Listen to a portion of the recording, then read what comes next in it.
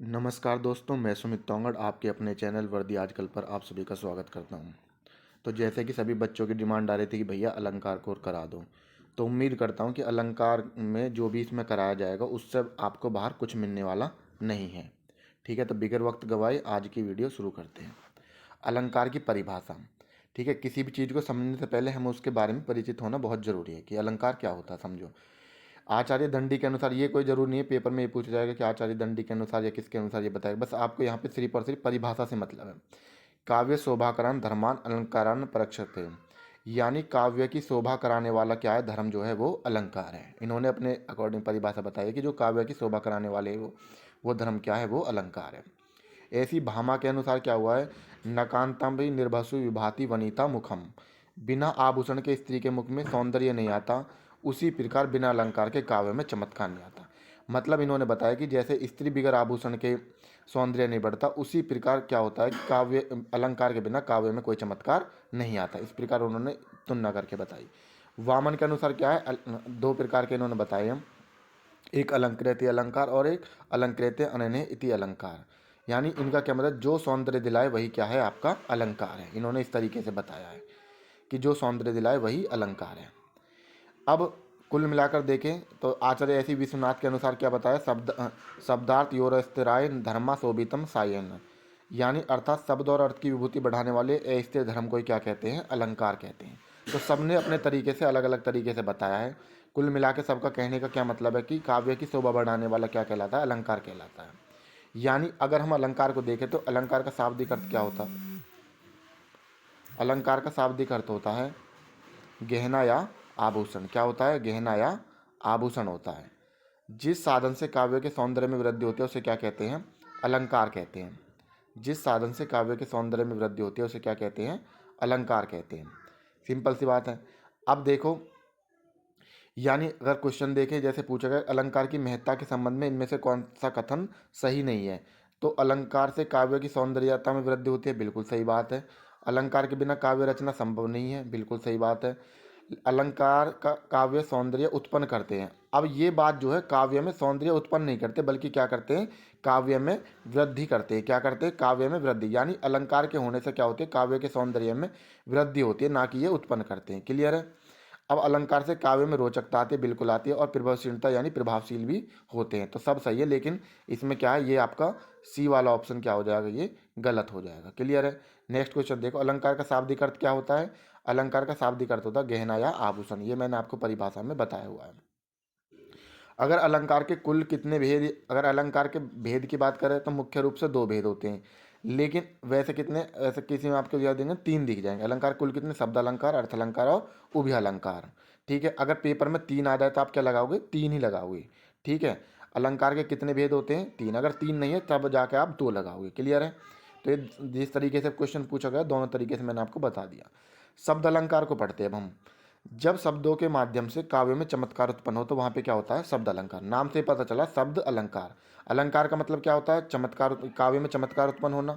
अब वो उसके साथ शब्द जुड़ा तो यानी किसके माध्यम से, यानी शब्द के माध्यम से काव्य में चमत्कार उत्पन्न हो तो वहां पे क्या होता है, शब्द अलंकार होता है। जैसे तरणी तनुजा तटतमाल तरुवर बहुछाई, तो इसमें क्या देख रहे हो आप, तय वर्ण से, क्या, तय वर्ण से बार बार क्या हो रहा है, चमत्कार उत्पन्न हो रहा है। कैसे हो रहा है, देखो, तरणी तनुजा तटतमाल तरुवर बहुछाई। तो जब आप इसको बोल रहे हो, अगर मैं वास्तव में इसका देखूँ, तरणी तनुजा का मतलब होता है क्या होता है, यमुना होता है। तट का मतलब किनारा, तमाल मतलब सदाबहार, तरुवर मतलब वृक्ष। अगर इसका मैं मीनिंग निकालूँ तो यानी यमुना किनारे बहुत सारे सदाबहार वृक्ष फैले हुए हैं। अगर इस बात को इस तरीके से कहूँगा तो कोई इसमें क्या नहीं हो रहा, काव्य में कोई मतलब काव्य का कोई भी रूप देखने के लिए नहीं मिल रहा। लेकिन इसमें जब आप देखोगे तरणी तनुजा तमाल तरुवर बहुछाई, तो शब्द अलंकार का मूल आधार क्या है, आवर्ती है। शब्द अलंकार का मूल आधार आवर्ती है। यानी यहाँ पे क्या देख रहे हो आप, तय वर्ण की आवर्ती देख रहे हो।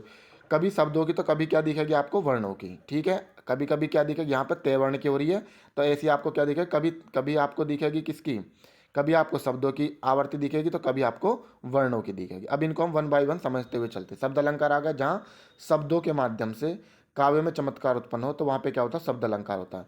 शब्द अलंकार का मूल आधार क्या है, वास्तव में आवर्ती है, कभी शब्दों की तो कभी वर्णों की। इस बात को आपको ध्यान रखना है। एग्जाम्पल मैंने आपको बता दिया। अब समझो शब्द अलंकार के भेद। ऐसा कोई फिक्स नहीं है कि शब्द अलंकार के छह ही भेद है, मुख्यतः हम चार देखते हैं। कौन से देखते हैं, ये चार देखते हैं। ठीक है, तो ये आपसे पूछना है शब्द अलंकार के कितने भेद, ये पूछ लेगा शब्द अलंकार के इनमें से कौन सा भेद है या नहीं है, इस तरीके से। तो आप इनको याद कर लो। पहले होता है अनुप्रास अलंकार, यमक अलंकार, श्लेष अलंकार, वक्रोक्ति अलंकार, विपसा अलंकार और पुनरुक्ति अलंकार। अब हम इनको एक एक करके पढ़ते हैं, ये आपको याद भी कर लेने हैं, क्योंकि पूछ लेता है कि इनमें से कौन सा शब्द अलंकार का भेद है या कौन सा नहीं है, इस तरीके। कुल नहीं पूछेगा कि कुल कितने होते हैं, ठीक है। अब देखो अनुप्रास अलंकार। अनुप्रास अलंकार का क्या मतलब होता है, जहाँ कविता में वर्णों की आवर्ती के कारण क्या होता है, चमत्कार उत्पन्न होता है, वहाँ पे क्या होता है आपका अनुप्रास अलंकार होता है। यानी जहाँ कविता में उसी क्रम में, किसी क्रम में, उसी क्रम में वर्णों की आवर्ती के कारण चमत्कार होता है, वहाँ अनुप्रास अलंकार होता है। जैसे देखो तरनी तनुजा तट तमाल तरुवर बहुछाए, तो इसमें क्या हो रहा है, तय वर्ण की आवर्ती के कारण क्या हो रहा है, चमत्कार उत्पन्न हो रहा है, बार बार क्या हो रहा है, तय वर्ण आ रहा है। तो यहाँ पे क्या हो जाएगा आपका अनुप्रास अलंकार हो जाएगा, ठीक है। अब अनुप्रास अलंकार के बारे में देखो यहाँ पे, जैसे क्या पूछा गया कि निम्न में जो अनुप्रास अलंकार का लक्षण है उसे वो बताना है आपको। तो देखो शब्द के प्रारंभ अथवा अंत में वर्णों की आवर्ती, बिल्कुल सही है। शब्द के प्रारंभ में भी और अंत में भी क्या होती है, इसमें वर्णों की आवर्ती हो जाती है। अब उसके बाद एक या अनेक वर्णों के क्रमानुसार आवर्ती बिल्कुल हो, जैसे तय तय की हो रही है, इसमें तन्नी तनोज तमाल बहु। लेकिन पंक्ति की संपूर्णता आवर्ती, अब इसमें अगर कहते हैं पंक्ति की आवर्ती तो ये बिल्कुल ठीक था, लेकिन इसने कही है पंक्ति की संपूर्णता, लेकिन तो इसमें पंक्ति जो बिल्कुल संपूर्णता, बिल्कुल वो कि वो बिल्कुल सेम की सेम पंक्ति दो दोनों बार आ, जैसे तरनी तनुजा तटतमाल तरोवर बरछाए, जो अगली लाइन है वो भी बिल्कुल ऐसी है, तरनी तनुजा तटतमाल तरोवर बरछाए। तो इस तरीके से इसमें ये ऐसा नहीं होता है। क्लियर होगी बात, तो ये आपकी समझ में आ गए। उसके बाद एक ही उच्चारण स्थान से बोले जाने वाले वर्णों की आवर्ती, तो ये भी सही है, क्योंकि यहाँ देखो तय से आप जब बोल रहे हो तो तय जो बोल रहे हो आप कहाँ बोल रहे हो, दंत से आ रहा तय तय तय तय तय, इस तरीके से। तो ये भी बात आपको अच्छे से समझ में आ गई होगी, ठीक है। अनुप्रास अलंकार की परिभाषा ही समझ में। अगर अनुप्रास के भेद देखें हम, अनुप्रास के भेद, तो इसके 5 भेद, छेकानुप्रास, वृत्तानुप्रास, लाटानुप्रास, रत्तानुप्रास और अंत्यानुप्रास। अब हम इनको 1 बाय 1 सबको एक एक करके समझते हुए चलते हैं, ठीक है। देखो छेकानुप्रास क्या होता है, इनका विशेष कर ध्यान रखता, पूछ लेता अनुप्रास के कौन सा भेद है कौन से नहीं है। तो इनको आपको याद करना, यहाँ से क्वेश्चन पूछे गए हैं। 4 ऑप्शन दे देगा, कोई से 3 दे देगा और चौथा कोई सा अलग के पूछ लेगा इनमें से कौन सा नहीं है। तो इस तरीके से इन पांचों के पांचों को आप याद कर लो, छेकानुप्रास, वृत्तानुप्रास, लाटानुप्रास, रत्तानुप्रास और अंत्यानुप्रास। अब उसके बाद समझो छेकानुप्रास। छेकानुप्रास क्या होता है आपका, छेकानुप्रास जिस काव्यांश में वर्ण या वर्ण के वर्ण समूह 2 बार यानी आए, तो वहाँ क्या होता है, छेकानुप्रास होता है। जिस काव्यांश में वर्ण या वर्ण समूह 2 बार आए वहाँ छेकानुप्रास अलंकार होता है। यानी अगर वास्तव में आवर्ती देखो तो कितनी बार, जब 2 बार कर रहा था आवर्ती कितनी बार हुई, 1 बार। समझो आवर्ती से क्या मतलब, जैसे समझो, जैसे ये एग्जाम्पल दे रखा, कानन कठिन भयंकर भारी, घोर घाम हिम बारी ब्यारी। तो देखो अब इसमें की अगर मैं आवर्ती देखो तो कितनी बार हो रही है, इसमें 1 बार हो रही है, ठीक है। और समूह देखो तो कितने इसमें, वर्ण समूह कितने, क्या का एक ये होगा, एक ये होगा, ठीक है। उसके बाद भयंकर भारी, तो भय और भय की यहाँ पे होगी, घोर घाम घय और घय, हिम बारी, हिम बारी ब्यारी, तो बै बै की हो रही है। तो इस तरीके से यहाँ पे क्या हो जाएगा, छः का अनुप्रास हो जाएगा, ठीक है। जिस काव्यांश में वर्ण या वर्ण समूह 2 बार, 2 बार होगा कै कै, या 1 बार आवर्ती। अगर आवर्ती देखो तो कै की कितनी बार हुई, कै और कै दोनों मिला के क्या होगी, यानी 2 बार, ये क्या हो जाएगी, आवर्ती कितनी होगी, 1 बार होगी। भय और भय आवर्ती यानी कितनी बार रिपीट हो, पूरा समूह देखो तो 1 बार है, लेकिन आवर्ती कितनी बार हो रही है यहाँ पे, तो घय घय की कितनी होगी, घय और घय 2 बार, यहाँ पे बै और बै यहाँ आ रही है। तो ये बात आपकी क्लियर हो गई होगी। नेक्स्ट देखो, अति आनंद मगन महतारी, तो अति ए और ए, मगन मैं, इस तरीके से अति आ, ठीक है ना, इस तरीके से इसमें ये हो रही ए आ मैं।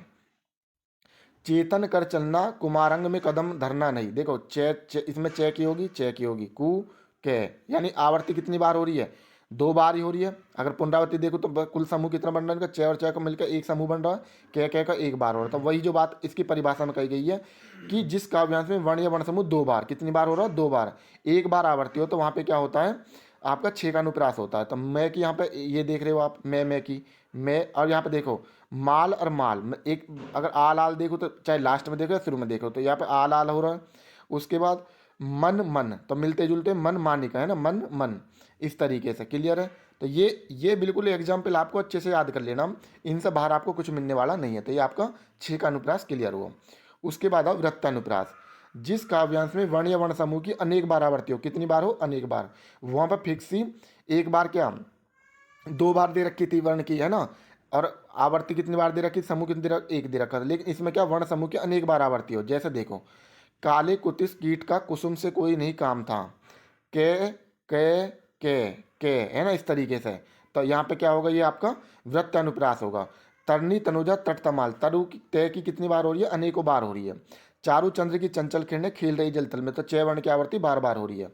भूरी भूरी भेदभाव, तो इसमें क्या हो रही है, भय की बार बार हो रही है। कल कल कोमल कोमल कुसुमगंज मधुर बरसाने वाले नैन, तो ये इसमें के की बारी बारी हो रही है। तो ये अनुप्रास का कौन सा भाग होगा, ये अनुप्रास का वृत्तानुप्रास होगा। वृत्तानुप्रास का मतलब है जब वर्ण समूह की अनेक बार आवर्ती हो, जब अनेक बार आवर्ती हो तो वहाँ पे क्या हो जाता है, आपका अनुप्रास हो जाता है। कौन सा अनुप्रास, वृत्तानुप्रास। क्लियर है। अब समझो लाटानुप्रास। लाटानुप्रास क्या कहता है, लाटानुप्रास कहता है जब शब्द या वाक्य खंड की आवर्ती हो, जब शब्द शब्द, अब पूरा कह रहा है ये, जब शब्द, अब तक तो वर्ण की बात चल रही थी, लेकिन अब कह रहा है जब शब्द या वाक्य खंड की आवर्ती उसी अर्थ में हो। यानी उसी अर्थ का मतलब है कि जो अर्थ उसको पहली लाइन में निकल रहा हो वही उसका जब वो दोबारा आवे, जब भी उसको वही अर्थ निकलना चाहिए जो उसका अर्थ पहले था। अनव्यय करने पर भिन्नता आ जाए तो वहां पे क्या होता है, लाटानुप्रास होता है। अब इसका क्या मतलब है समझो, जैसे पराधीन जो जन नहीं स्वर्ग नरकता हेतु, यानी जो व्यक्ति गुलाम है अगर उसे स्वर्ग भी मिल जाए तो वो स्वर्ग भी उसके लिए क्या होता है, नरक होता है। पराधीन जो जन नहीं स्वर्ग नरकता हेतु, यानी पराधीन जो मनुष्य पराधीन नहीं है, गुलाम नहीं है, अगर उसे नरक भी मिल जाए तो भी उसको क्या है, वो स्वर्ग है। तो अब यहाँ पर दोनों बात, पराधीन को क्या मतलब निकल रहा, गुलाम ही निकल रहा, कोई अलग मतलब तो निकला नहीं है। तो आप देखो आगे यमक में पढ़ोगे, यमक में क्या देखोगे कि जहाँ पर एक वर्ण एक शब्द की आवर्ती तो होगी, लेकिन हर बार उसका अर्थ क्या रहेगा, अलग अलग रहेगा। लेकिन यहाँ पे क्या है, इस यहाँ पे आप ध्यान देना, जैसे पराधीन आया तो जो पराधीन का अर्थ यहाँ पे है वही पराधीन का अर्थ दूसरी जगह, यानी यहाँ पे क्या होएगा, वाक्य खंड की आवर्ती उसी अर्थ में होएगी जो शब्द के पहले हो रही है। क्लियर है। तो यहाँ पर पराधीन का मतलब यहाँ भी गुलाम है और पराधीन का मतलब यहाँ भी गुलाम है, कोई अलग अलग मतलब नहीं है। इस तरीके से उम्मीद करता हूँ कि समझ में आ गए हो। जैसे राम हृदय जाके नहीं विपत्ति सुमंगलताई, राम हृदय जाके नहीं विपत्ति सुमंगलताई, यानी यहाँ राम, जो राम, यहाँ भी राम के हृदय की बात हो रही है और यहाँ भी राम के हृदय की ही बात हो रही है। दोनों का मतलब एक ही निकल कर आ रहा। वही मनुष्य है जो मनुष्य के लिए मरे। अब इसमें देखो बहुत से जिसने नहीं पढ़ा था वो सोचेगा कि मनुष्य का यहाँ पर अर्थ अलग है, यहाँ पर अलग है, यहाँ पे मनुष्य का मतलब आदमी, यहाँ भी मनुष्य का मतलब आदमी। वही मनुष्य वही आदमी है जो आदमी के लिए मरा है, यानी मानवता के, मनुष्य मतलब वही मानवता है, मनुष्य मतलब वही मानवता है जो मानवता के लिए मरे। इस तरीके से क्लियर है। तो यहाँ पे ये क्या हो जाएगा आपका, यहाँ पे मनुष्य का दोनों जगह एक ही अर्थ है। हे उत्तरा के धन तुम उत्तरा के पास में, तो यहाँ भी उत्तरा का मतलब क्या हो जाए, जो उत्तरा का अर्थ यहाँ पे है वही उत्तरा का मतलब यहाँ पे है। मिला तेज से तेज, तेज की वही सच्ची अधिकारी थी, यहाँ पे तेज का क्या आ रहा, तेज का अर्थ तेज ही आ रहा है। ठीक है, यहाँ भी जो तेज का अर्थ है वहाँ पे भी और यहाँ पे तीनों जगह तेज का अर्थ एक ही है कि तेज। क्लियर है। तो यहाँ पे अर्थ अलग नहीं होगा, यानी दोनों जगह क्या आ जाएगा, दोनों तीनों जगह वाक्यान खंड में जो अर्थ पहले का रहा वही हर जगह वही रहेगा। क्लियर है।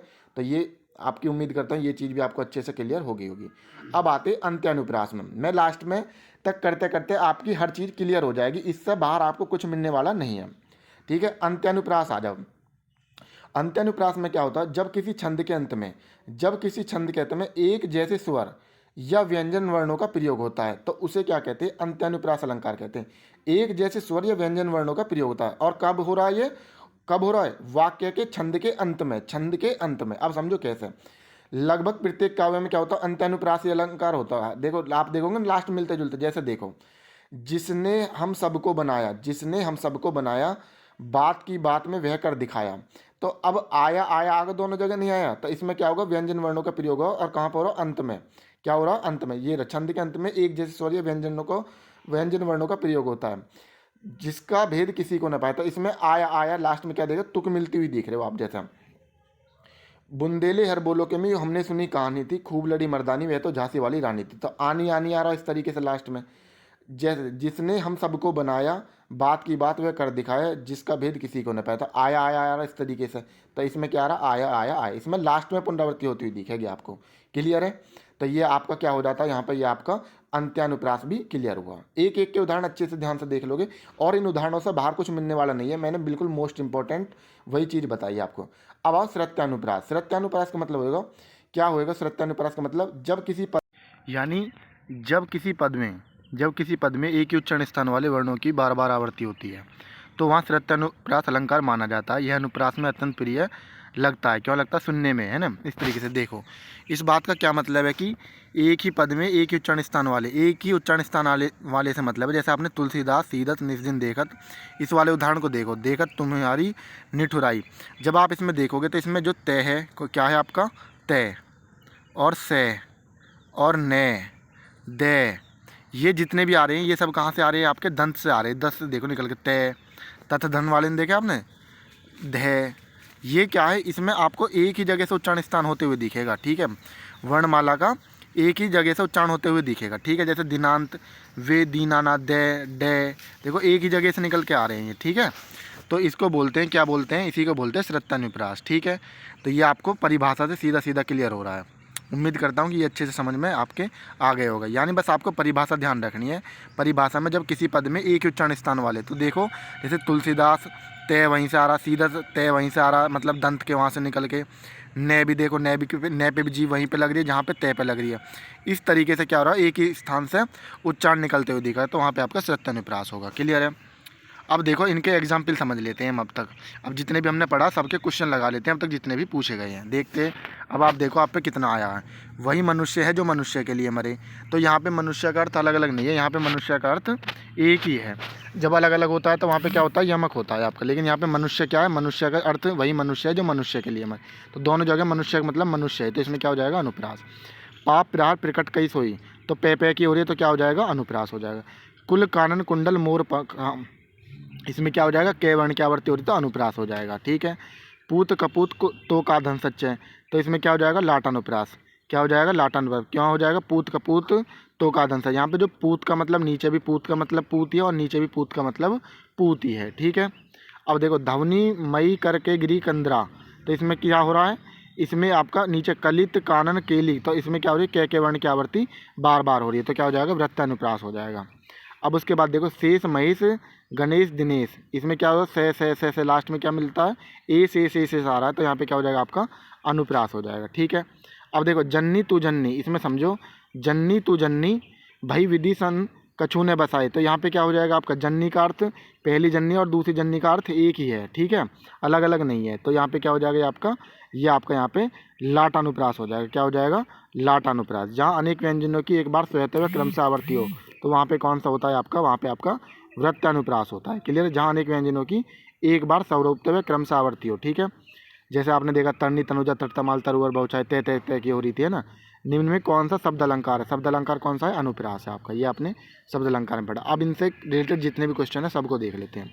तरनी तनुजा तटतमाल तरुवर बहुचाय में कौन सा पढ़ा आपने? अनुप्रास। कौन सा? वृत्तानुप्रास, ठीक है ना। इस तरीके से ध्यान रखना है आपको।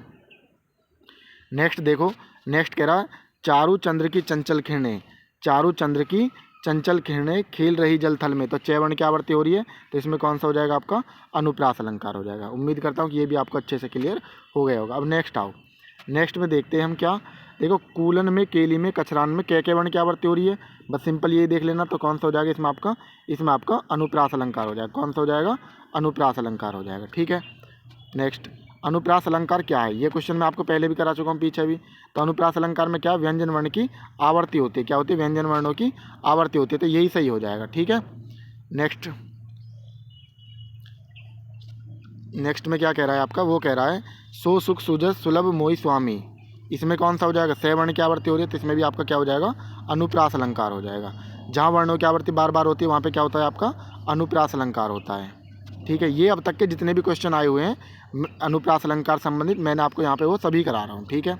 अब देखो नेक्स्ट, इसमें कह रहा है इनमें से जो अनुप्रास अलंकार का लक्षण नहीं होता, इनमें से बताना कौन सा लक्षण नहीं है। शब्द के प्रारंभ तथा अंत में वर्णों की आवर्ती होती है, हो जाती है, ठीक है। एक या अनेक वर्णों के क्रमानुसार आवर्ती होती है, बिल्कुल हो जाती है एक या अनेक वर्णों के क्रमानुसार आवर्ती। जैसे कि आपने देखा था मैं से बह से। पंक्ति की संपूर्णता आवर्ती नहीं होती, पंक्ति की संपूर्णता यानी पूरी की जो पंक्ति पर आई वही पंक्ति बिल्कुल ही नीचे आ जाए, बिल्कुल सेम, तो इस तरीके की पुनरावृत्ति नहीं। अगर ये कहता पंक्ति की आवर्ती जब तो हम मान सकते थे, लेकिन इसने कही संपूर्णता आवर्ती, तो ये गलत हो जाएगा। एक ही उच्चारण स्थान से बोले जाने वर्णों की आवर्ती, हाँ ये भी बात ठीक है, लेकिन कौन सी नहीं है? ये पूछा कौन सा लक्षण नहीं है, तो आपका सी वाला नहीं है। अब नेक्स्ट देखो, कितनी करुणा कितने संदेश, इसमें क्या हो रहा है? के वर्ण की आवर्ती बार हो रही है, किसी और के वर्ण की, तो इसमें कौन सा हो जाएगा? आपका अनुप्रास अलंकार हो जाएगा। रिजी रिजी, रिजी रिजी रहीसी रहीसी में रह की हो रही है, तो इसमें भी बिगड़ सोचे समझा सीधा सीधा क्या लगा दोगे? आपका क्या हो जाएगा, अनुप्रास अलंकार हो जाएगा। क्या हो जाएगा आपका, अनुप्रास अलंकार हो जाएगा। नेक्स्ट देखो, नेक्स्ट क्या कह रहा है, जब किसी पंक्ति के शब्दों में एक ही वर्ण, जब किसी पंक्ति के शब्दों में एक ही वर्ण एक ही से अधिक बार आता है तो वहाँ पे क्या होता है, ये आपने परिभाषा पढ़ी, क्या होता है वहाँ पे, अनुप्रास अलंकार होता है।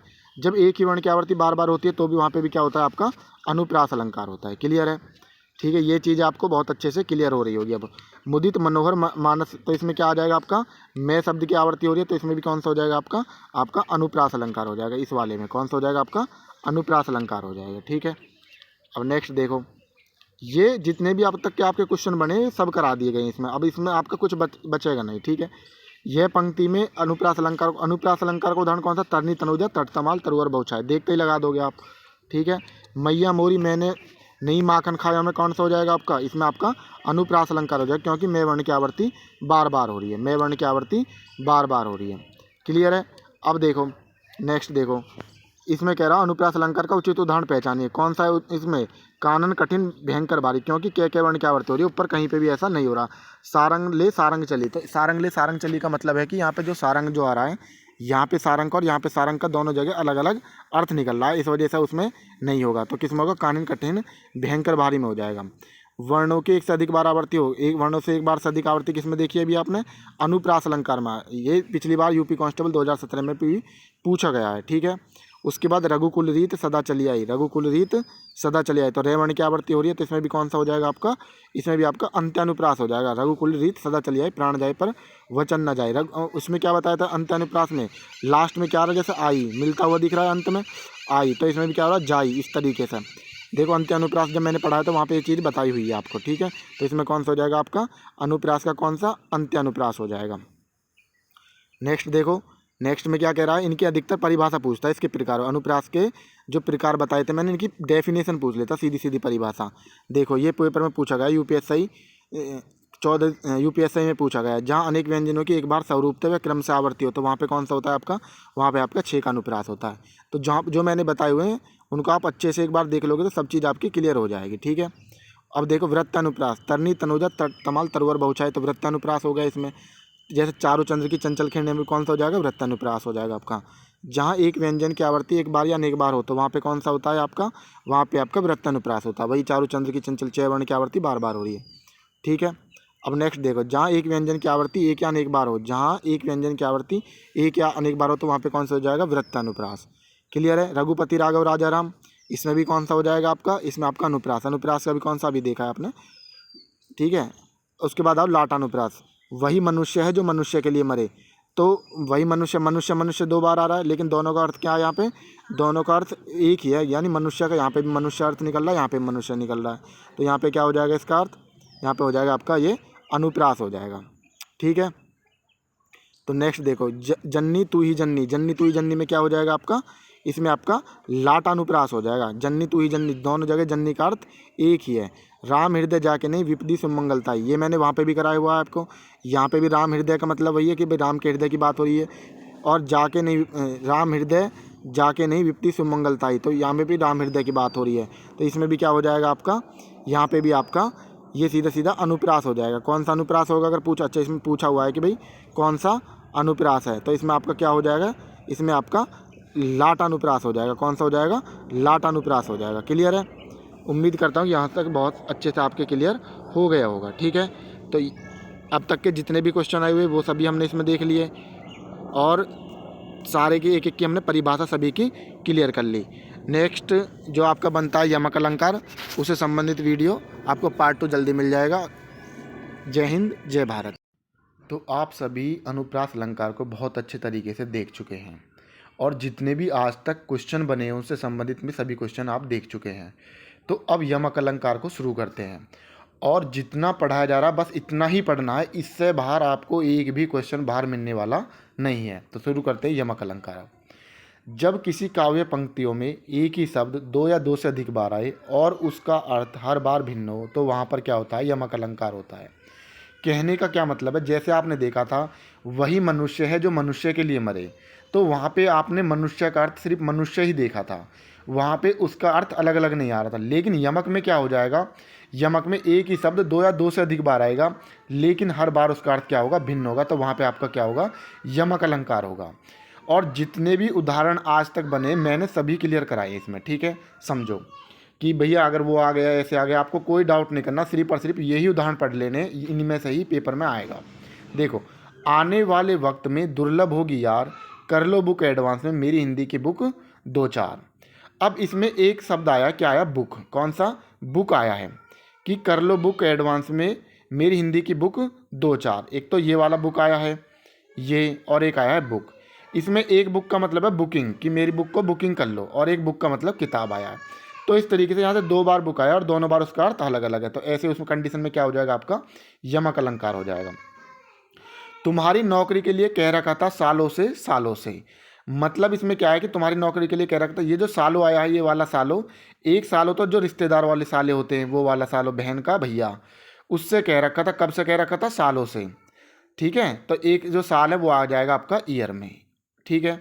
अब समझो नेक्स्ट, कहे कवि बेनी, बेनी व्याल की चुराई लीनी, रति रति शोभा रति, रति के शरीर की।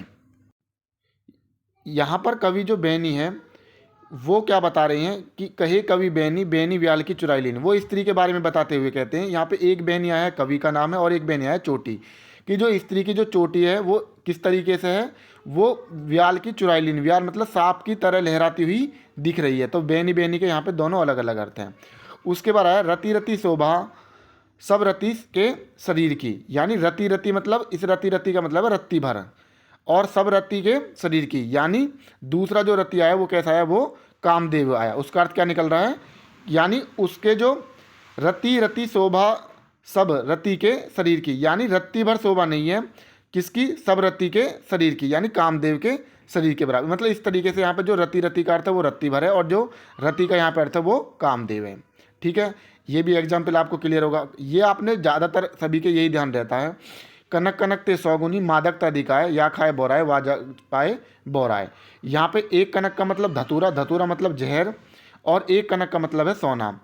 वो कवि कह रहा है कि कनक कनक ते सौगुनी, मादकता दिखाए, यानी एक को अगर पाले तो खाने से क्या होता है, खाने से खाए बोराए जग, व पाए बोराए, मतलब एक को अगर पाले तब भी क्या हो जाएगा, तब भी बौरा जाएगा, और दूसरे को पाले तब भी बौरा जाएगा। मतलब एक को खाने से मृत्यु हो जाएगी, और एक को ज़्यादा पालेगा तो भी बुद्धि जो है वो अहंकार में हो जाती है। आपको पता है आदमी पागल सा हो जाता है जब उसके बाद ज़्यादा धन दौलत हो जाती है, उस तरीके से कही गई है।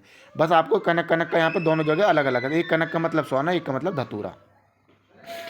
सारंग ले सारंग चली, कर सारंग की ओट, सारंग ले सारंग चली, कर सारंग की ओट, उतते जब सारंग चली, तब सारंग पे चोट।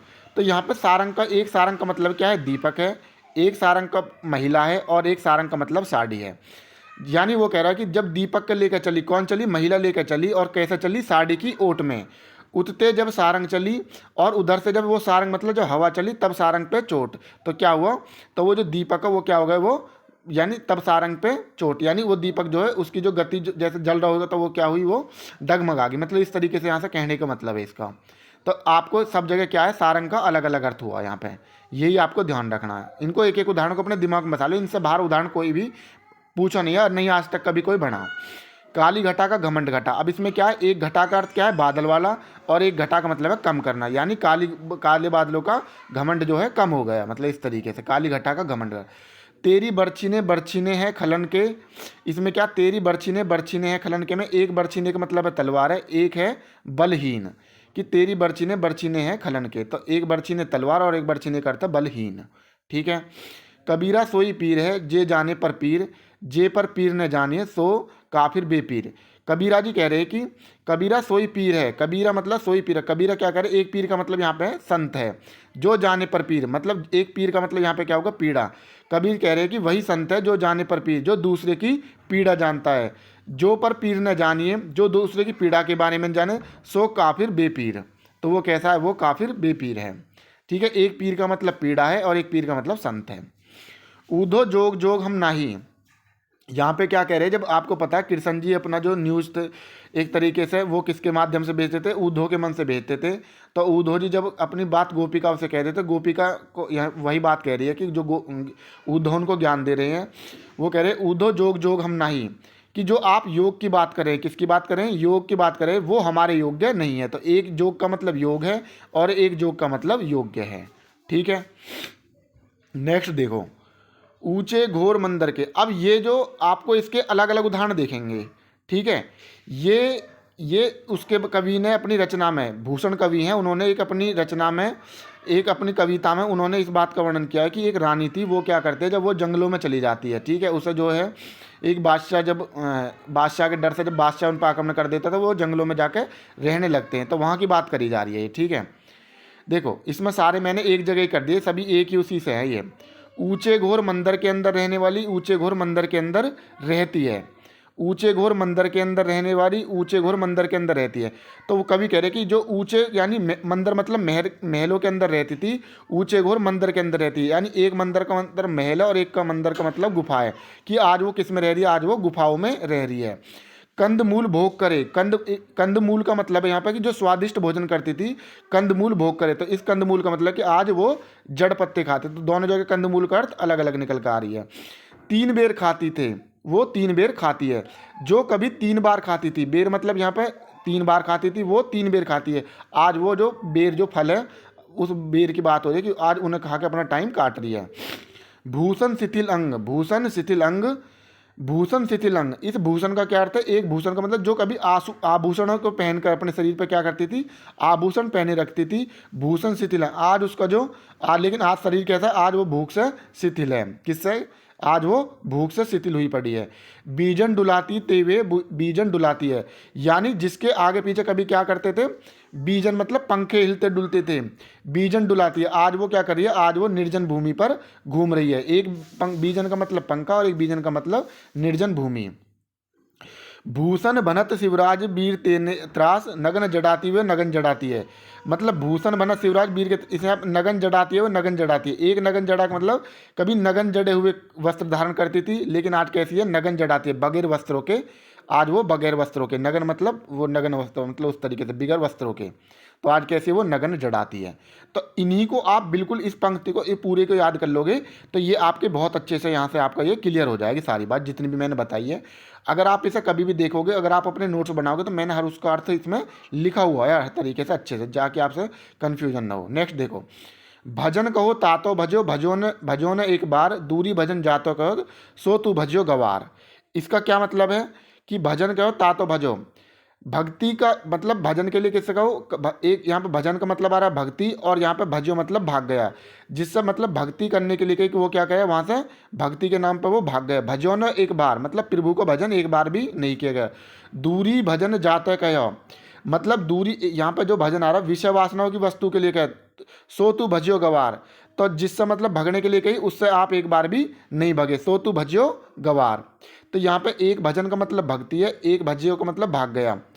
और यहाँ पे देखो भजन, यहाँ दूसरे भजन का क्या मतलब है, विषय वासनाओं की वस्तु आ रहा, मतलब जिसकी भक्ति करने के लिए कही गई वहाँ से तो तू भाग गया, और जिस विषय वासना की वस्तु के लिए तुझे बताया गया वहाँ से एक बार भी नहीं भागा, उसमें लगा रहा। इस तरीके से बात करी गई है। ठीक है, तो यहाँ पे भजन के दोनों अलग अलग अर्थ हैं। नेक्स्ट देखो, नाग चढ़ा जब नाग पे, नाग उठा फुंकार, नाग नाग को नागदा, नाग न माने हार। तो यहाँ पे नाग, एक नाग हाथी की बात करी गई है, यानी जब हाथी चढ़ा जब नाग पे यानी पर्वत पे चढ़ा, नाग उठा फुंकार, नाग उठा फुंकार मतलब अब ये नाग यानी सांप की बात करिए, नाग नाग को नागता, नाग ने माने हार। तो यहाँ पर नाग नाग का जो अर्थ दिया गया है, एक बार तो हाथी के संदर्भ में दिया गया है, एक बार पर्वत के, और एक बार सांप के संदर्भ में दिया गया है। क्लियर है। मूर्ति मधुर मनोहर देखी, भय विधे विधे विषेखी। यहाँ पे क्या है, यहाँ पे प्रभु श्री राम और महाराज दशरथ का वर्णन करा गया है कि महाराज दशरथ जब किसकी, प्रभु श्री राम की मूर्त देखते, मूर्ति मधुर मनोहर देखी, बहु विधे विधे विषेखी, यानी जब राजा जनक जी किसको, प्रभु श्री राम की मूर्त को देखते हैं तो क्या रह जाते, विधेय मतलब जनक जी, सॉरी यहाँ पे उसकी दशरथ की नहीं, महाराज जनक की बात करी गई है कि जब महाराज जनक किसको देखते हैं, हम जब स्वयंवर के समय जाते हैं तो किसको देखते हैं, प्रभु श्री राम को देखकर क्या रह जाते हैं, उनकी देह जो अवस्था है वो विषय की यानी शिथिल हो जाती है, बिल्कुल एकदम, मतलब देखते ही रह जाते हैं, देहविहीन अवस्था हो जाती है उनकी। तो एक विधेय मतलब जनक और एक विधेय मतलब देहविहीन अवस्था। तो ये आपको ध्यान रखना, विधेय विधेय का यहाँ पर अलग अर्थ है। माला फेरत जुग भया फिरा न मन का फेर, कर का मन का डार दे मन का फेर। यानी कर का मन का डार दे मन का फेर का क्या मतलब है कि माला फेरते फेरते जुग भर गया पर उया का जो मन का फेर है वो आज तक भी नहीं फिरा। यानी कर का मन का डार दे यानी मोती की माला को, या मोती कर का मन का डाल दे, मोती की माला को डाल दे मन का फेर। यानी एक मन का क्या है कि ये जो मोती की माला फेरने से अगर ऐसे भगवान मिल जाए उस तरीके से बात करिए तो मन का फेर है। तो एक मन का मतलब है मोती की माला और एक मन का मतलब है दिमाग का, यानी जो मन में चलता वो वाला मन है, ठीक है। उत्तर दिशा से उत्तरा की याद उनको आ गई। तो एक उत्तर मतलब दिशा की बात कही, एक उत्तरा की याद उनको, एक महिला होगी उत्तरा, उसकी बात करी गई है। उम्मीद करता हूँ कि ये सभी उदाहरण आपको अच्छे से समझ में आ रहे होंगे और ये सभी वो उदाहरण हैं जो आज तक भी पेपर में बने गए हैं। इनसे बाहर पढ़ने की आपको ज़रूरत है भी नहीं कि और दूसरे आ गए तो फिर क्या करेंगे, हम कैसे अर्थ निकालेंगे। अर्थ निकालने की ज़रूरत ही नहीं है, फिर हमारा बताने का क्या मतलब रह जाएगा जब अगर अब भी आपको अर्थ निकालने की जरूरत पड़ेगी। इसलिए साहब के अर्थ निकाल के यहाँ पे ये सारे उदाहरण डाल दिए गए हैं। जैते तुम तारे तेते नभ में न तारे, यानी मतलब जैते तुम तारे, एक तारे का मतलब क्या उद्धार है, एक तारे का मतलब सितारा है। मतलब तुमने ऐसा उद्धार कर दिया जैसे नभ में सितारे हैं, जैसे नभ में सितारे, उस तरीके से कोई स्तुति करी गई है भगवान की, वो उसका वर्णन करा गया। तोपे बार उर्वशी सुनी राधि के सुजान, तू मोहन के उर्वशी हुए उर्वशी समान। मतलब तोपे बारो उर्वशी, उर्वशी मतलब उर्वशी की बात करिए, सुने राधि के सुजान, तू मोहन के उर्वशी, तुम तो मोहन के हृदय में ऐसे बसी हो जैसे उर्वशी समान। जैसे कि क्या हो जाते, जैसे उर्वशी मतलब आभूषणों के, जैसे आभूषणों के समान, तुम तो उनके मन में कैसे बसी हुई हो, आभूषणों के समान बसी हुई। नेक्स्ट देखो, या मुरली मुरलीधर की अधरान अधरा, देखो या मुरली मुरलीधर की अधरान धरी अधरान धरूंगी। यहाँ पे गोपिकाओं की बात करी गई है कि हम जो श्री कृष्ण जी भगवान के द्वारा हम हर वो चीज़ करेंगे जो भगवान श्री कृष्ण करते हैं, लेकिन मुरली या मुरलीधर की, ये जो मुरलीधर की मुरली है, अधरा धरी अधरान धरूंगी। अधरान मतलब होठों से जो लगी हुई है, अधरान धरूंगी यानी होठों से नहीं, होठों पे नहीं धरूंगी। तो यहाँ पे एक अधरान का मतलब होठों से लगी हुई और एक अधरान का मतलब होठों से नहीं धरने वाली बात करी गई है। दोनों अधरान का मतलब अलग अलग है। फूल रहे हैं फूल कर फूल उपवन में, मतलब एक फूल का मतलब खिल रहे हैं फूल, फूल कर यानी प्रसन्न होकर, और फूल उपवन में यानी जो फूल है वो पुष्प की बात करी गई है कि पुष्प यानी उपवन में। तो ये भी आपको समझ में आ गए होंगे कि उदाहरण आपको क्लियर समझते हुए आ रहा होगा। बसन हमारी करूँ बस बस अब राखू लाज, बसन हमारी करहू बस बस अब राखू लाज। यानी इसमें क्या कही गई है, इसमें देखो बसन देहु ब्रज में हमें बसन देहु ब्रजराज। यानी इसमें क्या कही है कि एक तो बसने की यानी रहने देने की बात करी गई है, और एक बसन देहु ब्रजराज यानी एक बसन की बात यानी वस्त्र के बारे में कही गई है। किसके बारे में कही गई है, वस्त्रों के बारे में कही गई है, ठीक है। तो नेक्स्ट देखो, सजना है मुझे सजना के लिए, मतलब सजना मतलब सजना सवरना, और सजना किसके लिए यानी जो उसको प्रेमी है उसके लिए, सजना के लिए, सजना है मुझे सजना के लिए। ये तो घिसे पिटे एग्जाम्पल कई सालों से चले आ रहे हैं ना, ध्यान रखने हैं आपको। सूर सूर तुलसी शशि उड़गन केशव दास, अब के कवि खदोत्सम जह तय करत प्रकाश। मतलब सूर मतलब सूरदास की बात करी गई है एक जगह, और सूर मतलब सूर्य, और तुलसी तुलसी शशि उड़गन केशव दास, अब के कवि खदोत जगन जय तर कर प्रकाश। यानी अब के कवि कैसे हैं, जुगनू जैसे हैं, जो आज प्रकाश कर रहे हैं जहाँ आजकल प्रकाश करते हैं, लेकिन वास्तव में जो सूर और तुलसी के बारे में कहेगी वो उनका वो कैसे थे, वो सूर्य की तरह चमकने वाले थे, ठीक है। मतलब उस तरीके से बात करेगी। बस आपको ये देखना है कि एक सूर का मतलब यहाँ पर सूरदास है और एक सूर का मतलब सूर्य है, क्लियर है। तरणी के ही संग तरल तरंग में तरणी डूबी थी हमारी ताल में। तो एक तरणी का मतलब सूर्य है और एक तरणी का मतलब नाव है। तरणी के ही संग तरल में यानी सूर्य के समान ही, जैसे सूर्य क्या होता, सूर्य डूबता, उसी तरीके से क्या है, तरणी डूबी हमारी ताल में, तो उसी तरीके से हमारी नाव भी कैसे डूबगी, ताल में डूबगी। इस तरीके से वर्णन किया, मतलब कंपेयर सूर्य और नाव के बारे में यहाँ पर तरणी का अर्थ निकल रहा है। एक तरणी का मतलब सूर्य, एक तरणी का मतलब नाव। तो पर बार उर्वशी सुनी राधि के सुजान, तो पर मन उर्वशी, ये करवा दिया गया कि एक उर्वशी का मतलब क्या है कि होठन पे वो जो बात करी गई कि तुम पे बार उर्वशी, ठीक है, वो पीछे बता दिया मैंने तुम्हें, आभूषण वाली जो बात बताई थी मैंने। खग कुल कुल सा बोल रहा, अब देखो खग कुल कुल, एक कुल का मतलब क्या, समूह, जो खगों का जो समूह है वो कुल कुल सा बोल रहा, कुल कुल मतलब एक, यहाँ आवाज़ की बात करें कि उनकी आवाज़ कैसे आ रही है, कुल कुल की सी आवाज़ आ रही है, तो एक कुल का मतलब समूह है, एक कुल का मतलब आवाज़ है, ठीक है। जिसकी समानता किसी ने कभी नहीं पाई, पाई के नहीं, अब वो है लाल माई के। अब इसमें जिसकी समानता किसी ने नहीं पाई, एक पाई का मतलब क्या हो गया यहाँ के पाने से, और एक पाई का मतलब क्या हो गया यहाँ पर पैसे से, ठीक है। जिसकी समानता किसी ने कभी पाई नहीं, पाई के नहीं, अब वो वही लाल माई के, यानी जिसकी समानता कभी किसी के कभी ने पाने कभी नहीं पाई, वो कैसे, पैसे के नहीं, अब वो है लाल माई के, यानी वो तो बस पैसे के लाल हैं, वो ऐसा ना कि उनकी समानता तो किसी पाने लायक नहीं है, वो किसके हैं, वो तो बस सिर्फ और सिर्फ पैसे के हैं, इस तरीके से। तो यहाँ के जो एक पाने की बात करी गई है वो किसकी करी गई है, वो पैसे की बात करी गई है, और एक पाने की बात पाने से करी गई है, ठीक है। ये बस आपको यहाँ ध्यान रखना। तो ये उम्मीद करता हूँ कि आपके बहुत अच्छे से समझ में आ गया होगा। अब नेक्स्ट चलते हैं श्लेष अलंकार। अब तक यमक अलंकार आपने देखा, यमक अलंकार में इससे बाहर कहीं भी कुछ भी कोई भी क्वेश्चन आज तक बना नहीं है, सारे के सारे क्वेश्चन लगवा दिए गए हैं, तो गलती होने के तो कोई चांस है ही ना, ठीक है। ये बात तो अपने दिमाग में निकाल दो, अब भी कोई बाहर आ जाएगा, कुछ बाहर नहीं आने वाला, बस आप एक बार उनको अच्छे से पढ़ लो सबको। श्लेष का क्या होता है, देखो सर, श्लेष के बारे में किस तरीके से पंक्ति याद कर लो, शब्द एक अर्थ अनेक कहलाते हैं श्लेष, ठीक है। शब्द एक अर्थ अनेक कहलाते हैं श्लेष। श्लेष का अर्थ होता है चिपका हुआ या मिला हुआ। जब किसी काव्य पंक्ति में किसी एक ही शब्द के एक से अधिक अर्थ हो तो वहाँ पे क्या होता है, श्लेष अलंकार होता है। यानी इसमें क्या कहने का मतलब है, इसमें शब्द तो एक ही रहेगा लेकिन उसके मीनिंग अलग अलग रहेंगे। क्या रहेंगे, उसके मीनिंग अलग अलग रहेंगे। जैसे देखो, यही उदाहरण आपको दिमाग में बैठा लेने, ठीक है, कि भाई इतने सारे हम कैसे वो करेंगे, अगर ये उसमें आ गए, ये आ गए। ये उदाहरण जितने बताएं सब आए हुए बताएं, एग्जामिनर ये ना कि कोई नया सा बाहर से बना के लेकर आए, सब इन्हीं से पूछे गए हैं। रात कलिए ख्वाब में आई और गले का हार हुई, आप कुछ भी कहे मैं तो इस हरि की कृपा मानता हूँ। अब यहाँ में पहले एग्जाम्पल में समझो, रात कलिए ख्वाब में आई और गले का हार बनी, इसमें क्या मतलब है, एक तो एक कली का मतलब तो फूलों की कली होगी कि भाई एक फूलों की कली ख्वाब में आई और गले का हार बनेगी, लेकिन एक कली का मतलब यहाँ स्त्री के बारे में, स्त्री के बारे में कि रात मेरे ख्वाब में एक स्त्री आई और गले का हार बनी, उस तरीके से। तो कली के यहाँ पर दो अर्थ निकल रहे हैं, एक कली का मतलब क्या निकल रहा है, फूलों की कली, और एक कली का मतलब स्त्री। आप कुछ भी कहे मैं तो इस हरि की कृपा मानता हूँ। एक हरि का तो मतलब भाई ऐसा को किसी आदमी का नाम हरि है, वह कह रहा भाई मैं तो हरि की कृपा मानता हूँ, लेकिन एक हरि का क्या अर्थ निकल रहा है, एक हरि का मतलब निकलेगा भगवान, मैं तो इसे भगवान की कृपा मानता हूँ। सीधे चलते रहा जो रहते सदा निसंक, जो करते विप्लव उन्हें हरि का है आतंक। मतलब ये कही गई है कि यहाँ पर अगर मैं हरि का अर्थ देखूँ तो एक हरि का अर्थ बंदर निकलेगा, एक हरि का अर्थ ईश्वर निकलेगा। यानी इस लाइन ऐसे समझ लो, सीधे चलते रहा जो सीधे साधे लोग हैं, जो सदा निसंक रहते हैं, उनका भगवान क्या करते हैं, जो करते विप्लव उन्हें हरि का है आतंक। और जो उन्हें मतलब गलत तरीके से गलत तरीका से जो वो करेगा तो वो क्या हो जाएगा, उन्हें क्या रहेगा, उन्हें हरि का है आतंक। तो भगवान से भगवान का उन्हें डर बना रहेगा हमेशा। तो यानी एक तो बंदर का होगा, भाई बंदर के बारे में अगर आप देखोगे लगा कर तो बंदर के लिए बैठ रही है, और एक हरि का मतलब यहाँ पर ईश्वर निकल रहा, इस तरीके से।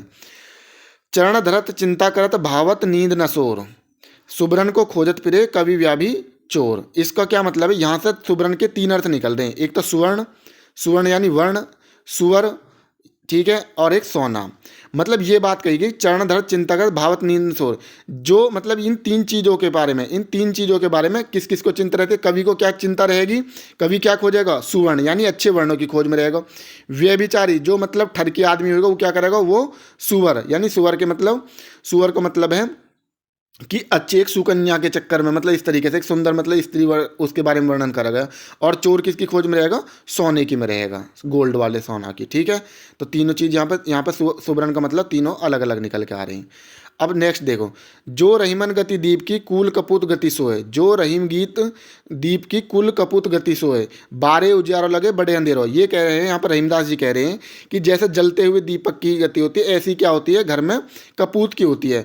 अगर 12 उजियारो लगे बड़े अंधेरा हो, यानी एक 12 मतलब बचपन की बात करी गई है, और एक बड़े मतलब किसकी बात करी गई है, बड़े मतलब बढ़ने से। जैसे कहते दीपक बढ़ गया मतलब बुझ गया, तो एक के बढ़ने से क्या होएगा, एक के बढ़ने से तो उजाला होएगा, और एक के बढ़ने से क्या हो जाएगा, एक के बुझने से क्या हो जाएगा, घर में अंधेरा हो जाएगा। तो इस तरीके से बात करिए, 12 मतलब बचपन या जलना, 12 मतलब या तो दीपक के बारे में देखें तो क्या हो जाएगा, जलने से, और कपूत के बारे में देखा तो बचपन से, और बड़े का मतलब क्या, एक बड़े का मतलब बुझने से, और एक बड़े का मतलब अंधेरे से। तो इसमें क्या हो जाएगा, कबीरदास जी ये कह रहे हैं कि एक के जलने से तो क्या होएगा, एक के बढ़ने से क्या हो जाएगा, अंधेरा हो जाएगा, और एक के बढ़ने से क्या हो जाएगा, घर में अंधेरा हो जाएगा। ठीक है, अगर तो दीपक के और बचपन के कपूत के बारे में इसमें तुलना करी गई है, तो दोनों के अर्थ मैंने यहाँ पर अच्छे तरीके से लिख दिए हैं। ठीक है, ये अब नेक्स्ट देखो, मेरी बहु बांधारो राधा नागरी सोए, जातन की झाई परे श्याम हरि दूती होए। अब जातन की झाई परे श्याम हरि दूती होए, तो श्याम मतलब एक श्याम का मतलब कृष्ण होता है और एक श्याम का मतलब काला होता है। हरित दूती, एक हरित का मतलब क्या होता है, प्रसन्न होना, एक का मतलब होता है हरि। ये कह रहे हैं कि उस प्रभु की कृष्ण की अगर किसी पर क्या पड़ जावे, छाया पड़ जावे, तो क्या हो जाता है, हरित दूती हो, यानी वो क्या हो जाता है, वो प्रसन्न हो जाता है। और एक क्या होता है, एक मतलब अगर काला किसी पे काले का काला पड़ जावे तो वो क्या हो जाता है, हरा हो जाता है। अगर रंग में देखोगे तो काला हरे में बदल जाएगा। और एक कृष्ण मतलब प्रसन्न का अर्थ निकल रहा है। तो श्याम के यहाँ पर 2 अर्थ है और हरित के यहाँ पर 2 अर्थ निकल के आ रहे हैं। ठीक है, ये उदाहरण बिल्कुल डिक्टो याद कर लो आप, इनसे बाहर कहीं कुछ नहीं पूछा जा रहा। नेक्स्ट देखो, चिरजीवी जोरी जुरे क्यों न सने गंभीर, को घटिए ब्रस भानुजा वो हलदर के वीर।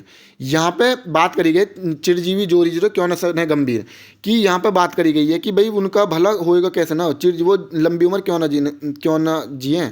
ठीक है, जुरे क्यों न सने गंभीर, क्यों घटिए ब्रस भानु वो हलदर के वीर। तो यहाँ पे ब्रस भानुजा के 2 अर्थ हैं, एक तो राधा जी के लिए और एक ब्रस भानुजा का होता बैल की बहन। हलदर मतलब एक कृष्ण जी और एक बैल के भाई। दूसरा अर्थ क्या निकलता, बैल के भाई, कि वो को घटिए ब्रस भानुजा वो हलदर के भी, तो मतलब वो राधा है तो वो दूसरे जी क्या है, कृष्ण है। और एक यहाँ पे वो बैल की बहन है तो वो बैल का भाई है। मतलब इस तरीके से अगर अगर राधा का अर्थ निकालोगे तो कृष्ण जी से निकलेगा, और बैल की बहन का निकालोगे तो बैल के भाई से निकलेगा। तो ब्रस भानुजा के यहाँ पे 2 अर्थ निकल रहे हैं और हलदर के यहाँ पे 2 अर्थ निकल रहे, कृष्ण और बैल का भाई। तो इस तरीके से आपको ध्यान रखना है। नेक्स्ट देखो, रावण श्री सरोज वंचारी चले रघुवीर सिलमुख धारी। यहाँ पे क्या मतलब है, यहाँ पे जब रावण के 10 मुख हैं तो वो बात करी गई, युद्ध के समय की बात करी गई है कि जो प्रभु श्री राम के थे वो कैसे चल रहे थे, वो बाण ऐसे चल रहे थे जैसा भौरा चलता है ना, उस तरीके से सिलमुख धारी। तो एक सिलमुख के यहाँ पर भौरा अर्थ निकल रहा है और एक क्या निकल रहा है, एक बाण से निकल रहा है। ठीक है, भौरे के समान चल रहे थे, ये बाण सिलमुख धारी यानी बाण चल रहे थे। तो सिलमुख मतलब भौरा, सिलमुख का मतलब बाण। तो ये याद रखना है आपको। रहीमन पानी राके बिन पानी सब सूर, पानी गए न उभरे मोती मानुष चून। यहाँ पर पानी के 3 अर्थ निकल रहे हैं। एक तो अगर हम देखें पानी गए न उभरे, रहीमन पानी राके बिन पानी सब सून, पानी गए न उभरे मोती मानुष चून। अब यहाँ पर मोती के लिए देखो तो मोती के लिए पानी का अर्थ क्या निकल रहा है, चमक से निकल रहा है, कि अगर मोती की चमक चली गई तो वहाँ का कोई भी अर्थ नहीं है, सब शून्य हो जाएगा। और मानुष की मतलब मनुष्य की एक लिखा रहा इज्जत, अगर मनुष्य की इज्जत चलेगी तो उसके मतलब बिन पानी सब सूनता, उसका सब कुछ सूना सूना है। एक अर्थ लिख रहा आटे के लिए, अगर आटे में चूना जल नहीं डालेंगे तो क्या हो जाएगा, तो वो भी बिन पानी सब सून। ठीक है, तो इस तरीके से यहाँ का पानी के 3 अर्थ निकल रहे हैं। अगर मैं मोती के रूप में देखूँ तो चमक, मानुष के रूप में देखूँ तो इज्जत, मतलब मनुष्य, और चून के अर्थ में देखूँ, आटे के उसमें देखूँ तो जल निकल रहा है। तो यहाँ पर 3 अर्थ निकल रहे हैं अलग अलग, सब देखिए लेकिन अर्थ अनेक हैं उस तरीके से। विपुल धन अनेक रतन हो सब लाए, प्रियतम बतला दो लाल मेरा कहाँ है। एक लाल का मतलब क्या कह रहा है, रतन कहाँ, एक मतलब पुत्र कहाँ। तो 2 अर्थ निकल रहे हैं कि बता दो कि मेरा जो पुत्र है वो कहाँ पर, या मेरा जो लाल है वो, लाल मतलब जो रतन है वो कहाँ पे है। तो इसके 2 अर्थ निकल रहे हैं यहाँ से। मंगत को देख पट देत बार बार, यहाँ पर पट का मतलब एक तो होगा दरवाजा, कि मांगने वाला जब आया था उस क्या कर रहा है, दरवाजा लगा दिया। या ये देख सके मंगत को देख, या पट का मतलब वस्त्र देती है बार बार, मांगने वाले देख के तो वस्त्र दे देती है, या पट देत बार यानी दरवाजा लगा देती है। इस तरीके से यहाँ पट के 2 अर्थ निकले, दरवाजा और वस्त्र।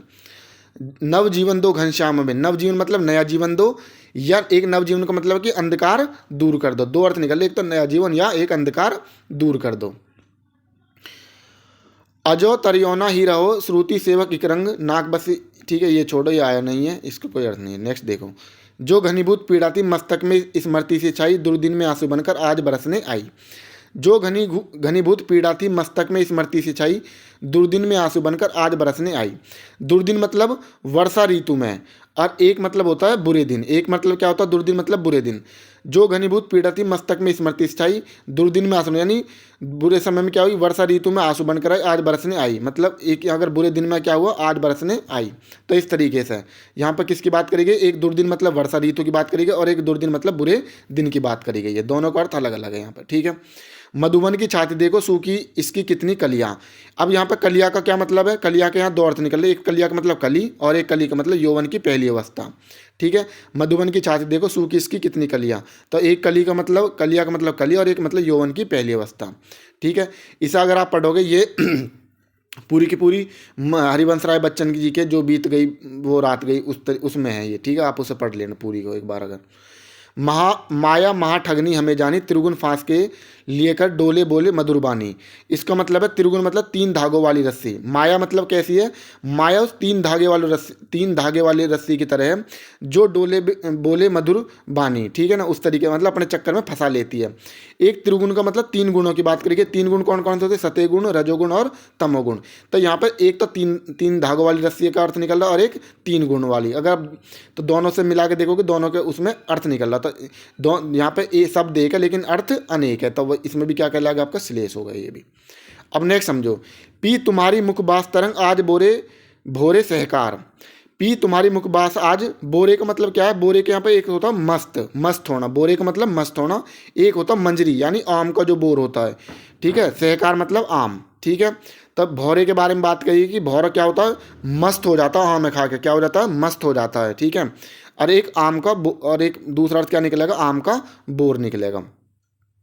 ठीक है, प्रियतम तुम्हारी मुखबास सुगंध। ठीक है, तरंग बोरे बोर सहकार, तो इन सब का देख लेना, मैंने अच्छे से इनका अर्थ यहाँ पे लिखा हुआ है। ठीक है, दोनों बोरे का मतलब अलग अलग अर्थ है। वी माता बन गई आंधी भयावह, हुआ न चंचल फिर वह श्याम घन वह।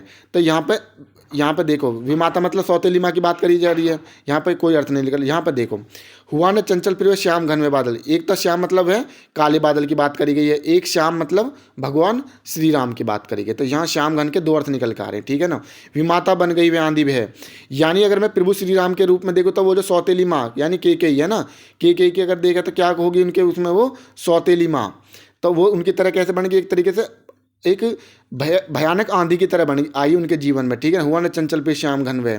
तो एक किसके रूप में आ रही है आपकी, एक अगर बादलों को देखें यानी काले बादलों के रूप में क्या होता है, अगर काले बादल यानी आंधी है इस तरीके से आई वो कि क्या हो, चारों तरफ काले बादल छा गए। अगर काले बादल के रूप में इसका अर्थ निकालोगे और राम के रूप में निकालोगे तो माता सौतेली माँ से उनकी से जोड़ कर अर्थ निकलेगा। तो दोनों के अर्थ अलग अलग आ रहे श्याम घन के यहाँ पे। जहाँ घाट तहाँ रस नाई, यह जानत सब कोई। अब देखो, एक गांठ का मतलब रिश्ते में अगर कहीं गांठ आ जाता फिर वो बात नहीं बन पाती है ना, कि जो बात पहले जो रस पहले रहता वो रस नहीं रह पाता, जो अगर एक बार रिश्ते में दरार आ गई। एक गांठ का मतलब है कि जो गांठ लगा देते हैं हम, ठीक है, रस्सी वगैरह की गांठ आ जाती है, तो उस तरीके से। तो दोनों गांठों का अलग अलग अर्थ है यहाँ पे। नेक्स्ट देखो, बिन घन श्याम धाम ब्रजमंडल में ऊधोनित बस्ती बहार बरसा की। यहाँ पे वही बात कही है, गोपिका जी कह रही हैं कि बिन घन श्याम धाम के। तो अगर देखो कृष्ण जी के रूप में कह रही है कि बिना कृष्ण जी के यहाँ पे ब्रजमंडल में ऊधोनित बस्ती बहार बरसा की। यहाँ पे क्या होता है, निस्दिन मतलब वो वियोग में रहती है, तो जो आंसुओं की जो बरसात है वो निरंतर चलती रहती है, उसके बारे में मतलब उस तरीके से वर्णन करा गया। लेकिन बिन घनश्याम, एक दूसरा देखा था घनश्याम का मतलब काले बादलों के, यहाँ बिगर काले बादलों के भी क्या होते हैं, बाहर वर्षा की है। ठीक है, इस तरीके से तो दो अर्थ आ रहे हैं यहाँ पर घनश्याम के। इसमें विभावना अलंकार भी निकल जाएगा, ऐसा नहीं है कि एक पंक्ति में एक अलंकार आएगा। ठीक है, अलग अलग भी हो सकते हैं। अब नेक्स्ट देखो, लेकिन जो उदाहरण जहाँ बताया जा रहा है उसमें वही आपको वहीं पे वही मिलेगा। ठीक है, जो चाहत चटक न घटे, मेलो हुई न मित, रज रासु न छुआइए, तो नेक चिकनो जात, चिकनो चित। ठीक है, इसे आगे देखेंगे। ठीक है, ये यहाँ पे इसका अर्थ नहीं है। नेक्स्ट देखो, वक्रोक्ति अलंकार। तो देखो, ये जो मैंने अभी तक आपको जितने भी एग्जाम्पल बताए, 20-21 एग्जाम्पल जो भी बताए हैं, इनसे बाहर आज तक भी कोई क्वेश्चन बना नहीं है। अब अगर आप मान ली कोई 2-4 एग्जाम्पल देकर अच्छे से आपको ट्रिक देकर समझा सकता है, मैं आपके मन में संतुष्टि मिल सकती है कि आपकी समझ में आ जाएगा। लेकिन जब आप एग्जाम हॉल में बैठोगे तो वहाँ पर बड़ी विडंबना है। वहाँ पर आपने जो 1.5 घंटा का 2 घंटा का टाइम दिया था पढ़ने में, वो आपकी समझ में आ गया होगा, लेकिन जब पेपर में जाकर वो चीज़ नहीं मिली तो फिर बड़ी दुख की बात है। तो वो पढ़ाई जो हमने पढ़ी वो सारी की सारी विद्या हो जाती है। कर्ण के पास क्या थी, विद्या थी, बहुत बढ़िया विद्या थी, है ना, पर भगवान परशुराम के दी ऐसी विद्या थी, लेकिन क्या हुआ, वो समय पे काम ना आई, तो वो सारी की सारी क्या होगी, शून्य होगी। भले ही यहाँ पे आपको किसी तरीके से मतलब वो रस ना मिल पा रहा होगा पढ़ने का। मैं आपको एक बिल्कुल छात्र जैसे आपस में पढ़ाई करते हैं, मैं आपको बिल्कुल उस तरीके से पढ़ाने की कोशिश कर रहा हूँ कि जब आपस में हम बैठ जाते हैं, ग्रुप डिस्कशन होता है, उसमें समझाते हैं, ये पढ़ाई वो हो सकती है। लेकिन ये पढ़ाई आपकी कैसी है जो बता रहा हूँ, ये बिल्कुल 100% वाली है, 100%। इनसे आप कोई सी भी किताब ले लो, कोई भी कुछ भी ले लो, इसमें सभी कुछ कराएगा। आज आज तक जितना भी अलंकार में जो भी क्वेश्चन बने वो सब क्वेश्चन मैंने इसमें करवा रहा हूँ। आप उठा के देख लेना यमक अलंकार है, आप उठा के देख लेना श्लेष अलंकार है, आप उठा के देख लेना अनुप्रास अलंकार है। कोई क्वेश्चन आपको बाहर नहीं मिलेगा इनसे बाहर। आज तक जितने भी क्वेश्चन बने सब इसमें करा दिए गए हैं।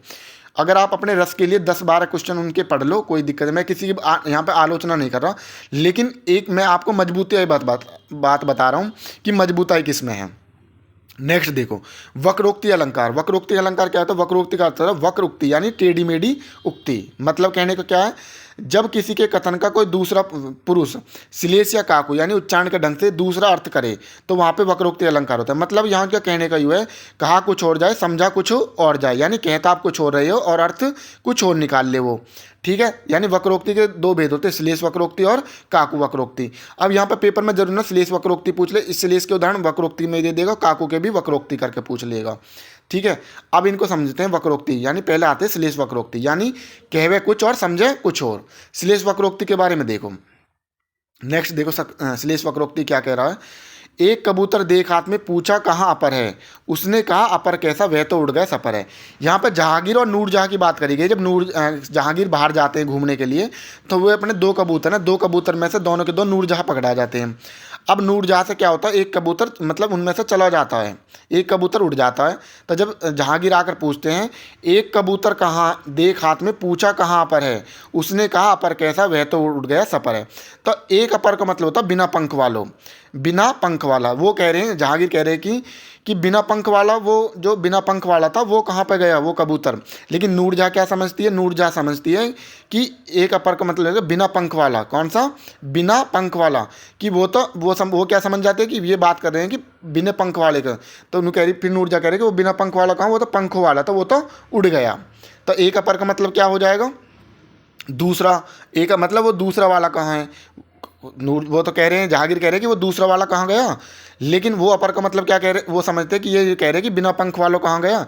तब बिना पंख वाला वो कहते हैं कि वह तो उड़ गया सपर, वो बिना पंख वाला कहाँ, वो तो पंख वाला था, उड़ गया। इस तरीके से तो एक अपर का मतलब दूसरा है।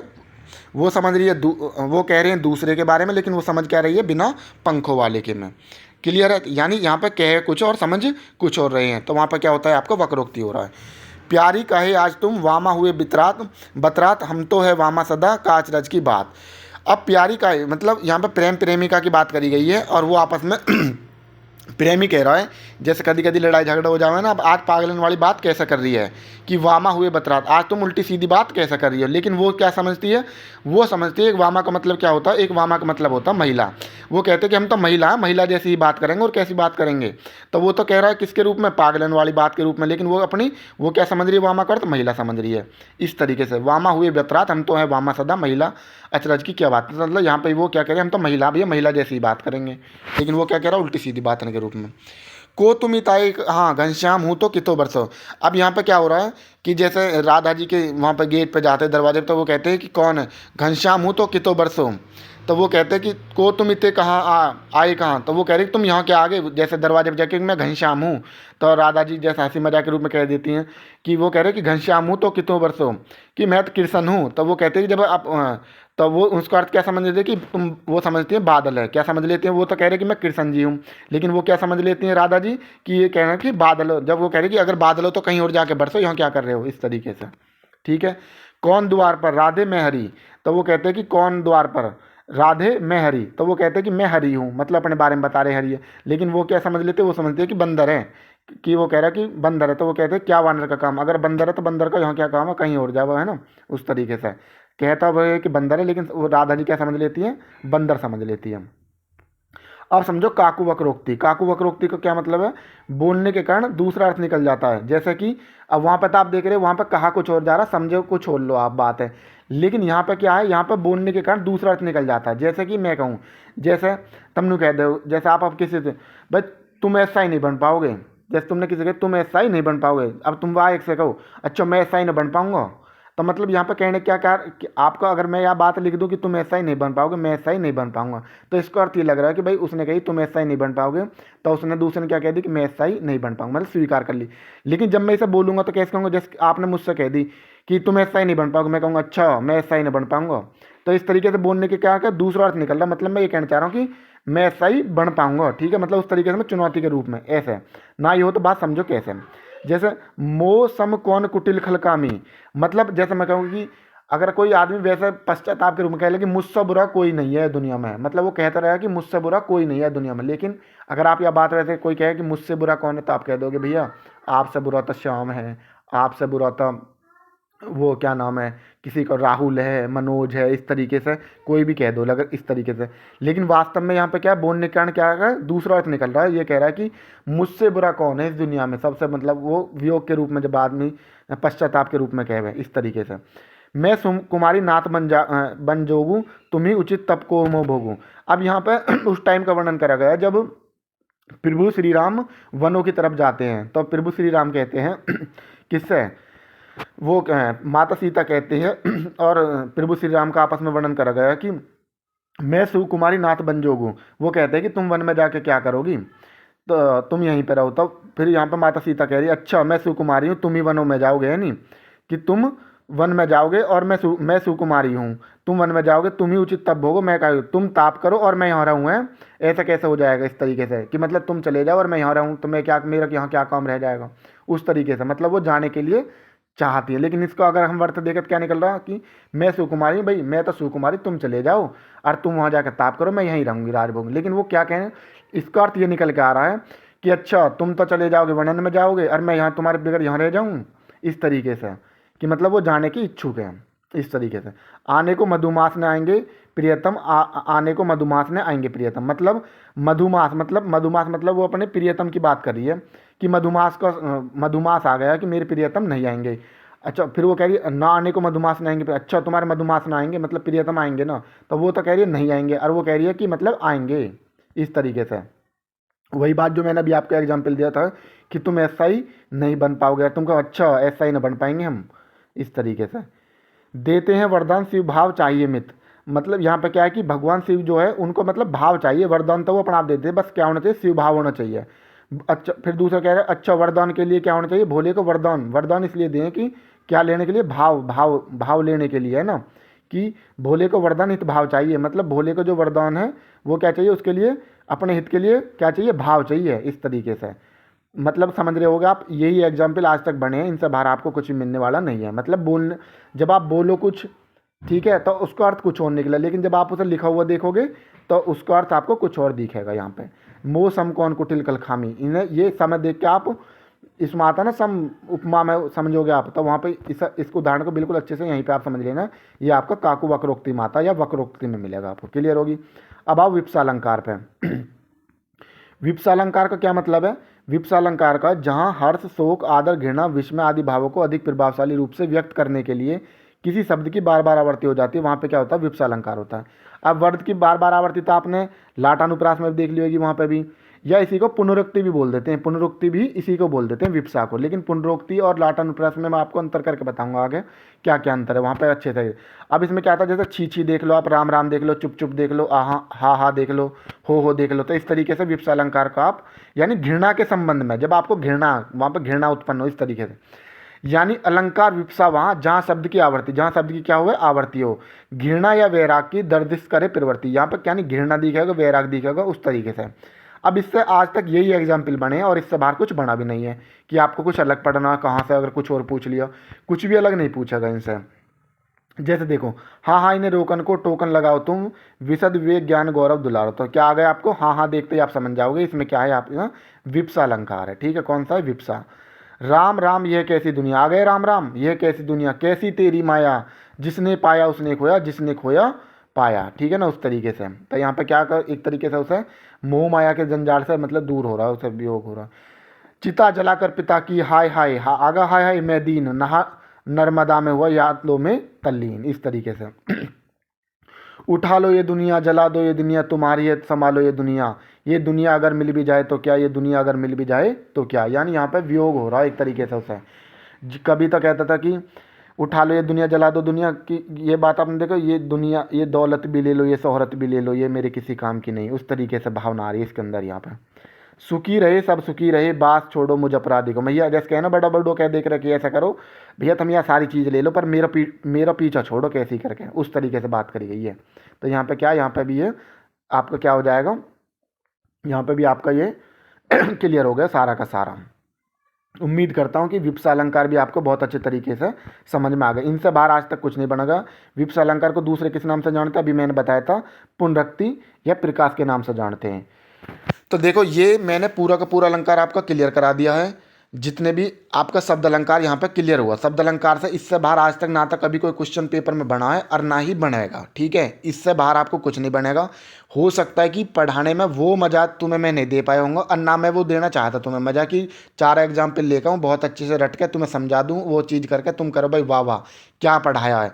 लेकिन जब मैं चाहता हूँ कि जब आप पेपर में बैठो तो ये क्वेश्चन आपको वहाँ पे दिखे हैं, बिल्कुल रखे हुए मिले डिक्टो। आप प्रैक्टिस सेट करो, कुछ भी करो।